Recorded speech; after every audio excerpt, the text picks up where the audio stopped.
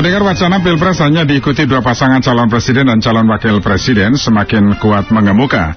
Dua opsi itu adalah pasangan Anies Baswedan dan Muhaimin Iskandar serta Ganjar Pranowo dan Prabowo Subianto atau sebaliknya. Nah, jika itu terjadi maka Pilpres akan berlangsung hanya satu putaran. Tapi mungkinkah itu terjadi? Kami temui Direktur Skala Survei Indonesia, Abdul Hakim.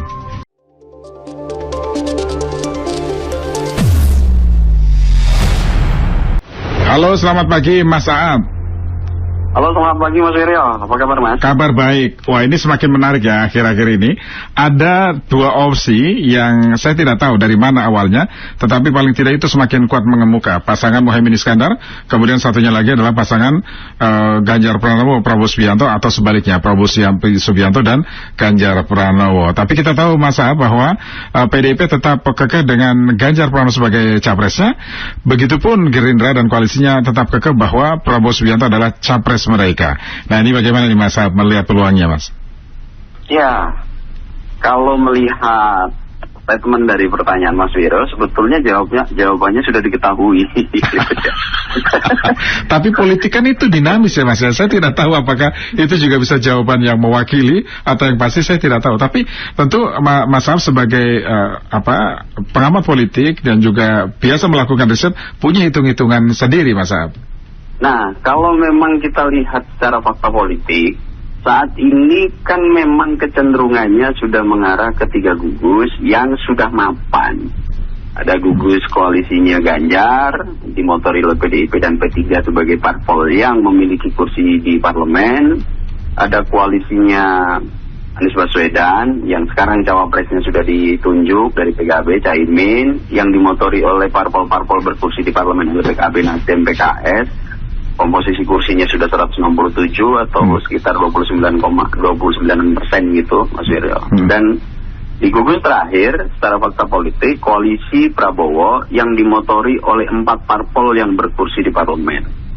Gerindra, Golkar, PAN, dan Demokrat yang baru 2 hari yang lalu mendeklarasikan untuk mendukung capres Pak Prabowo Subianto sebagai capres 2024. Nah, 3 gugus ini sepertinya sudah mapan, sepertinya 3 nama ini yang menjadi gambaran yang akan kita lihat nanti di pendaftaran yang masa renggangnya dipangkas gitu, meskipun tetap dimulai tanggal 19 Oktober, namun jika dalam peraturan awal itu akan ditetapkan di 25 November, kabar terbaru nanti penetapannya ada sekitar di tanggal 13 Novemberan meskipun belum diketok oleh KPU.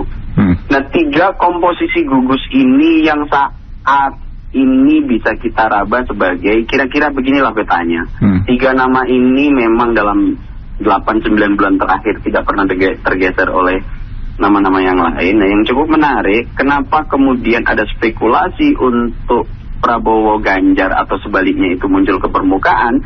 Karena hingga detik ini antara Prabowo dan Ganjar belum juga memilih dan meminang cawapres yang akan diajak untuk mengarungi kontestasi di 2024. Nah, persoalan ini yang kemudian memunculkan banyak spekulasi, banyak analisis yang mengemukakan Ganjar agak cukup kesulitan untuk memilih cawapres, pun demikian dengan Pak Prabowo. Nah, adanya fakta politik yang seperti ini yang membuat adanya spekulasi-spekulasi yang muncul. Bahkan karena merujuk data, jika 3 pasangan ini seperti yang sudah saya kemukakan berulang-ulang, agak cukup kecil kemungkinannya untuk bisa selesai 1 ronde. Ini harus diperpanjang untuk menjadi 2 ronde. Nah, banyak juga yang berharap ini dipangkas saja untuk efisiensi waktu, budget, dan lain-lainnya agar 1 putaran saja. Itulah kemudian muncul spekulasi adanya penggabungan antara Pak Prabowo dan Ganjar, pun sebaliknya dalam mengarungi kontestasi 2024. Nah, saya melihat adanya wacana yang terus mencuat karena adanya spekulasi-spekulasi karena Pak Prabowo dan Pak Ganjar sekarang belum juga menunjuk dan meminang siapa yang akan menjadi pendamping di 2024. Saya melihat pada kondisi ini. Tapi persoalannya, apakah ini mungkin terjadi? dalam sejarah kepemiluan menuju 2004 aja, Mas.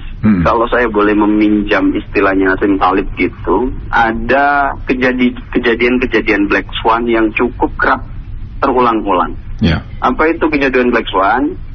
Black Swan itu adalah sebuah teori yang dikeluarkan oleh Nassim Talib, mengindikasikan sesuatu yang sangat tidak mungkin terjadi, bahkan mustahil, kadang-kadang terjadi di politik kita itu. Kita tidak pernah membayangkan bagaimana PKB yang sudah setahun begitu solid dengan Gerindra, tiba-tiba dengan waktu hanya 2 kali 24 jam atau 1 kali 24 jam bisa jadi wakilnya Anies Baswedan gitu. Yeah. Pun kita tidak pernah bisa membayangkan bagaimana Susilo Bambang Yudhoyono yang sudah kekeh dengan tagline perubahan tiba-tiba harus menitipkan itu ke Pak Prabowo gitu, dan harus kemudian hadir ke Hambalang langsung untuk mendukung Pak Prabowo sebagai presiden. Yang memang kita tahu bahwa Pak Prabowo itu sebenarnya juga nggak jauh beda dengan Ganjar Pranowo untuk visi misinya ya, karena melanjutkan apa yang sudah dilakukan oleh Jokowi kan gitu ya. Nah, kalau kita lagi untuk dua poros ini antara poros change and continuity, itu sudah kehilangan relevansi, Mas Wiryo. Kenapa kehilangan relevansi? Saya temukan fakta-fakta yang ada. Nomor 1, Anies Baswedan dulu menjadikan tagline change ini sebagai upaya utama untuk rute menuju 2024. Namun kita tahu bahwa Anies Baswedan itu dideklarasikan oleh parpol pertama kali yang hingga detik ini masih memiliki menteri di kabinet rezim penguasa sekarang. Ini juga menjadi ambigu. Kenapa saya bilang tagline change itu sudah kehilangan relevansi. Ditambah lagi sekarang Anies Baswedan mengusung PKB, yang PKB ini kita tahu juga kabinetnya sampai detik ini masih ada di rezim kekuasaan. Pertanyaan berikutnya, change-nya ada di mana? Nah, dengan Anies Baswedan yang didukung oleh 2 parpol besar berkursi di DPR yang jumlahnya 10% ke atas, PKB 10%, 10,1%, kemudian Nasdem itu sekitar 10,3% kursi DPR RI, dan 2 parpol ini masih memiliki menteri yang ada di kabinet. Tagline change ini menjadi kehilangan relevansi. Itu kenapa kalau saya sebut saat ini untuk dikotomis perubahan dan keberlanjutan itu sudah kehilangan relevansi. Kenapa? Karena perubahan sudah kehilangan jenis kelamin gitu, Mas. Nah, ya perubahannya ini sudah. Nah, meskipun saat ini misalnya perubahan ini sudah mulai masih menggunakan tagline itu, tapi secara realitas politik kita semua tahu bahwa PKB, Nasdem yang sampai detik ini masih punya menteri di dalam rezim kekuasaan, itu menjadi pendukung utamanya Anies Baswedan. Dan kalau kemudian ini seandainya Nasdem, PKB kemudian menarik diri untuk menyorong change ini, jenis kelaminnya itu dipertegas. Tapi kalau kemudian perubahan ini masih disokong oleh parpol yang sampai detik ini masih ada dalam rezim poros perubahan itu sudah, ya seperti yang saya sebut, sudah kehilangan jenis kelamin. Dan sepertinya untuk change and continue itu sudah nggak relevan untuk kita bahas dalam merujuk fakta politik yang ada sekarang, Mas. Oke, baik. Mas Aap, kita sapa pendengar dulu ya. Sudah menunggu ada Pak Dadi di Tangerang. Untuk pendengar lainnya silakan 0215869000. Pak Dadi silakan, Pak Dadi. Selamat pagi Pak Wiryo. Pagi Pak Dadi. Selamat pagi, salam sehat. Menarik ini. Jadi digadang-gadang jadi satu periode ya. Ini ceritanya kan begitu. Saya satu putaran. Ya, saya begini Bung Wiryo. Dari kemarin saya sudah nggak setuju kalau satu putaran dengan alasan alasannya itu adalah untuk penghematan dan mempercepat. Enggak kayak gitu. Alasannya itu bukan alasan itu. Jadi politik itu memang aneh juga gitu. Jadi mestinya partai kita kan banyak, Bung Wiryo, Pak. Ya buat apa kalau endingnya itu seperti ini, gitu loh. Ya buat apa partai-partai itu punya deklarasi yang bagus-bagus untuk rakyat. Jadi masing-masing harus profesional gitu loh. Kalau misalnya PDIP sudah punya koalisi, ya sudah, nggak usah narik-narik yang ke lain. Terus ada isu-isu yang bisa Pak Ganjar sama Pak Prabowo bersatu lagi. Tadi disampaikan bahwa Pak Prabowo maunya jadi presiden, Pak Ganjar juga begitu. Ya sudah, ini udah jelas kan. Ya sudah, itu jangan dibicarakan lagi gitu loh. Masing-masing gitu loh. Jadi saya support Jadi jangan berubah-ubah lagi. Ini 3 pasang ini sudah bagus, sudah berkompetisi nantinya itu. Jadi nanti yang menang siapa kita nggak mau tahu lah. Yang penting nanti rakyat akan memilih siapa-siapa yang benar-benar tujuannya untuk mensejahterakan rakyat dan bisa membawa negara ini lebih bagus dari yang sekarang. Jadi saat disebut Pak Aat ya, mengenai perubahan kehilangan kelaminnya. Ya perubahan itu yang seperti apa? Perubahan itu kan tidak gledek langsung berubah. Pelan-pelan gitu maksudnya. Sudah disampaikan kan, perubahan itu sifatnya apa? Yang sudah bagus dilanjutkan, ya kan? Yang kurang bagus dibenahin, itu namanya perubahan. Kalau perubahan total ya nggak impossible, rakyat juga nggak setuju gitu, Bung Bero, Pak. Jadi kita sudah jangan alergi lah soal perubahan-perubahan. Anies, Nasdem, sama PKB sudah jalan-jalan aja gitu, nggak ada masalah lah. Kita jangan tertarik-tarik istilahnya koalisi lagi jadi satu putaran. Wah itu percuma buat apa? Gitu, partainya banyak-banyak. Sekarang efeknya seperti ini. Penghematan. Kita dapat poinnya ya. Terima kasih. Bung. Terima kasih Pak Dadi. Pak Ujang di Bandung, silakan Pak Ujang. Ya, selamat siang semuanya. Pagi Pak Ujang. Apa takut perubahan? Dan sumbernya takut perubahan. Takut perubahan ya itu kenapaan? Karena sistemnya 20% harus gimana caranya biar dapat itu. Yang takut kan ini PDIP katanya nggak mau berkoalisi, kok sampai sekarang malah berkoalisi dengan partai banyak, nggak mau maju sendiri. Gimana itu Pak? Katanya PD tidak mau berkoalisi, maju sendiri semua. Pak Ujang, 2 poros ini gimana menurut Pak Ujang nih?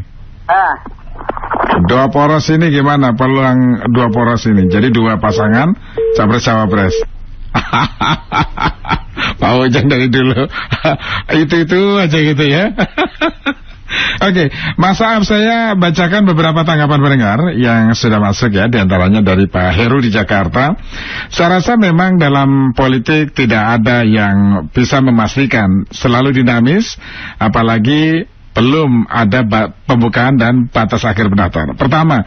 Kedua, soal, nah ini Prabowo Subianto dan juga Ganjar Pranowo. Ini kan dua-duanya istilahnya apa? Disebut muridnya Jokowi atau ingin melanjutkan apa yang sudah digagas oleh Jokowi. Ya saya setuju kalau memang digabung saja. Nah ini beberapa respon pendengar. Yang lain, wah nggak mungkin lah, sulit ya. Karena Ganjar Pranowo sudah kekeh akan menjadi calon presiden seperti yang disampaikan oleh PDIP selama ini. Begitu juga Prabowo Subianto yang memang sejak lama partainya sudah menggadang-gadang Pak Prabowo Subianto menjadi calon presiden, sehingga koalisi yang dibangun selama ini pun untuk mendukung ke arah sana. Jadi sulit untuk terwujud. Mas Aab silakan. Iya, melihat dinamisasi nanti yang kemungkinan terjadi, salah satu pendekatan politik yang sering dipakai itu adalah politik kadang-kadang mendobrak kemustahilan atau attacking the impossible gitu, Mas Wiryo. Jadi segala sesuatu, apalagi dalam konteks politik Indonesia, yang tidak pernah dibayangkan dan yang dianggap sulit terjadi bahkan mustahil itu kerap terjadi seperti saya kemukakan di awal tadi. Dan dalam konteks politik Indonesia, sejak reformasi tahun 98, 5 kali pemilu dan akan menghadapi pemilu yang ke-6 pada Februari 2024 mendatang, kemungkinan ini terus dinamis gitu, terus dinamis, dan ini memberikan rute-rute tidak biasa yang biasa kita lihat pakem-pakemnya di negara-negara demokrasi mapan. Nah, karena adanya kemungkinan yang attacking the impossible ini kerap terjadi, bahkan kalau seandainya Prabowo Ganjar atau sebaliknya itu dispekulasikan ada, itu juga bisa mungkin terjadi. Hanya kalau melihat fakta politik saat ini, kita lihat pernyataan dari PDIP, Mbak Puan misalnya, agak cukup sulit PDIP menerima misalnya Ganjar menjadi wapres. Kenapa? PDIP tanpa harus berkoalisi dengan parpol manapun sudah bisa mengajukan memilih capres dan cawapresnya. Pun demikian, kalau kita pilih semua pernyataan di internal KIM, khususnya Gerindra, agak cukup sulit juga Gerindra dan Pak Prabowo untuk menerima posisinya sebagai cawapres Ganjar, secara senioritas dia di atas dan lain-lainnya. Nah, kemungkinan itu apakah bisa terjadi? Bisa. Namun kalau melihat fakta politik yang ada, sepertinya harapan Pak Deddy itu bisa terrealisasi itu. Bahwa nanti kontestasi akan tetap dihelat 3 pasang, ada 3 gugus sekarang koalisi yang sudah mapan. Tapi apakah mungkin ini berubah? Sejak awal saya selalu meyakini bahwa karena adanya presidensial threshold 20%, apapun bisa terjadi. Kenapa? Karena otak-atik untuk mencapai komposisi 20% itu bisa merubah segala hal. Sudah bisa kita lihat dalam 2-3 pekan terakhir bagaimana PKB bisa kemudian beririsan dengan Mas Anies, kemudian Demokrat bisa beririsan dengan Koalisi Indonesia Maju. Ini semua bisa terjadi karena otak-atik 20% gitu. Nah, melihat gugus ini, fakta politik saat ini sudah agak cukup rumit untuk bisa ini, kecuali antara Prabowo dan Ganjar dan pendukung koalisinya ada yang mengalah. Itu menjadi lain persoalan. Tapi jika posisinya masih seperti sekarang, itu menjadi tembok tebal yang agak cukup sulit untuk mewujudkan spekulasi bergabungnya Prabowo Ganjar atau sebaliknya. Itu nomor 1. Nomor 2, terkait perubahan. Itu kenapa saya bilang untuk change and continuity dibicarakan dalam konteks menghadapi 2024 itu sudah tidak begitu relevan seperti dikatakan Pak Deddy. Perubahan itu adalah melanjutkan yang sudah baik dan merubah yang belum baik. Saat ini jika kalimat itu dikeluarkan, maka itu tidak hanya Ansih punya Anies Baswedan, Prabowo pun bisa mengklaim itu kecuali Ganjar Pranowo. Kita tahu saat ini parpol yang mendeklarasikan diri sebagai penyeimbang di luar pemerintahan cuma ada 2. 1 PKS, 2 Demokrat. Saat ini PKS dengan Anies, Demokrat dengan Prabowo Subianto. Nah, maksud saya relevansi untuk membicarakan perubahan dan kontinuitas itu sudah kehilangan jenis kelamin, karena jika itu ditempelkan hanya pada satu kubu, itu tidak valid secara fakta politik, gitu maksud saya, Mas Yudho. Jadi ketika itu hanya ditempelkan Anies Baswedan, dan Anies Baswedan ini didukung oleh PKB sama Nasdem loh, dua-duanya masih ada di rezim. Kemudian hanya PKS yang menjadi partai penyeimbang. Di Prabowo misalnya, ada 3 partai yang sekarang ada di rezim, di Kabinet Indonesia Maju, tapi ada 1 parpol yang barusan mendeklarasikan mendukung Pak Prabowo. Siapa? Demokrat. Dia salah satu parpol yang konsisten untuk tagline perubahan. Bahkan tagline perubahan hadir pertama kali dari Partai Demokrat. Nah, kenapa tadi saya bilang perubahan ini sudah kehilangan jenis kelamin? Karena ini sudah tidak bisa diklaim lagi antara 1 atau 2 capres saja gitu. Ini bisa narasi ini bisa ditempelkan ke semuanya melihat indikator dan fakta politik yang tersedia saat ini, Mas Wirya. Oke.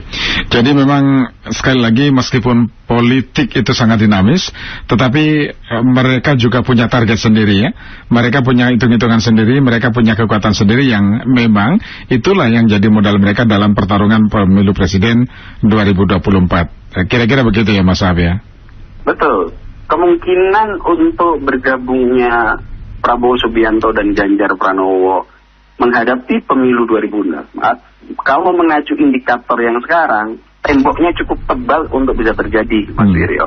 Namun lagi-lagi jika mengerucut pendekatan selama 5 pemilu terakhir, bahkan 2 bulan terakhir, bagaimana dinamisnya koalisi yang terjadi, kemungkinan untuk Prabowo Ganjar masih harus kita berikan ruang itu bisa terjadi, sehingga nanti kita tidak perlu kaget kalau kemudian fakta politik menyatakan demikian, karena kita tahu waktu pembukaan pendaftaran tinggal 25 hari lagi. Itu artinya tinggal 4 pekan ini semua koalisi harus menyusun komposisi capres-cawapres dalam pendaftaran. Apalagi pendaftaran ini dipersempit lagi, yang awalnya 19 Oktober sampai 25 November menjadi dimulai tanggal 19 Oktober sampai 13 November sudah ditetapkan. Nah, pendeknya waktu ini tentu berimplikasi terhadap tidak begitu leluasanya lagi para parpol-parpol berkursi di DPR ini untuk pencaksilat. Nah, kita tunggu lagi, tentu dengan mepetnya waktu, tekanan mepetnya waktu, dan sampai detik ini ada 2 nama capres yang belum bisa menentukan dan memilih siapa yang akan dipinang menjadi wakil. Tentu ini akan menjadi pressure tersendiri.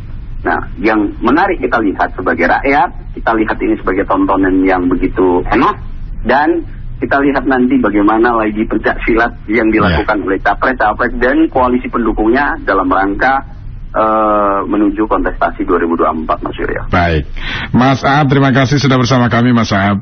Selamat pagi, Mas Aab. Atas waktunya, Mas. Selamat pagi, Mas Surya. Pendengar, demikian tadi Direktur Skala Survei Indonesia, Abdul Hakim.